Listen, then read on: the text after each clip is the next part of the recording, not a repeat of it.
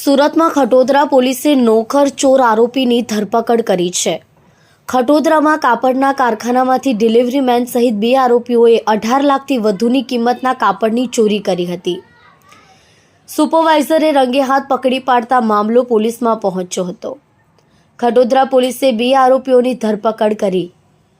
આરોપી પ્રકાશ પ્રસાદ ગુપ્તા છેલ્લા 6 વર્ષથી ડિલિવરીનું કામ કરતો હતો. 2 વર્ષ પહેલા કામ છોડીને ગયેલા નરેન્દ્ર મિસ્ત્રી નામના આરોપીની સાથે મળીને ચોરી કરતા હતા. પોલીસે બંને આરોપીઓને 6 લાખથી વધુના મુદ્દામાલ સાથે પકડી પાડી આગળની વધુ કાર્યવાહી હાથ ધરી છે. ખટોદરા પોલીસ સ્ટેશનની હદમાં પરમાનન્ટ ઇન્ડસ્ટ્રીયલ એસ્ટેટ આવેલ છે, જે એસ્ટેટમાંથી કેટલાક કાપડ ચોરી થતું હોવાનું કારખાનાના સુપરવાઇઝરે ડિટેક્ટ કરેલ. ચલણ વગરનો માલ નીકળતો હતો, જે પ્રકાશ ગુપ્તા લઈને જતો હતો. તેને અટકાવેલ.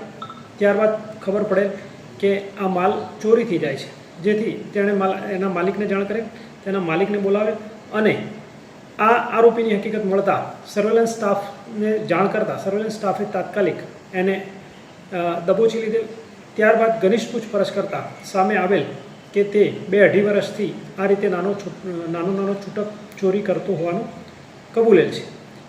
આ માલ આ જ ખાતામાં અગાઉ નોકરી કરતા નરેન્દ્ર ઉર્ફે ભાવેશને મદદથી માલ બહાર સગેવગે કરતો હતો અને અંદાજિત 17 થી 18 લાખ જેવી ચોરી કરેલી હતી, જેમાંથી 9 લાખનો મુદ્દામાલ પોલીસે રિકવર કરેલ છે. કાયદેસરની કાર્યવાહી કરેલ છે અને હાલ આરોપી રિમાન્ડ પર છે. સર, જે મુખ્ય આરોપી જે છે ગુપ્તા, ત્યાં શું નોકરી કરતો હતો? જી, ગુપ્તા છે મુખ્યત્વે રિક્ષા ડ્રાઈવર તરીકે, ટેમ્પો ડિલિવરી બોય તરીકે કામ કરતો હતો. સર, કેટલાનો માલની ચોરી થઈ હતી અને કેટલો રિકવર થઈ ગયો છે? જી, અંદાજિત 17 થી 18 લાખની ચોરી થયેલાનો અત્યારે ખુલેલ છે, જેમાંથી 9 લાખ રૂપિયાનો મુદ્દામાલ કવર કરેલ છે.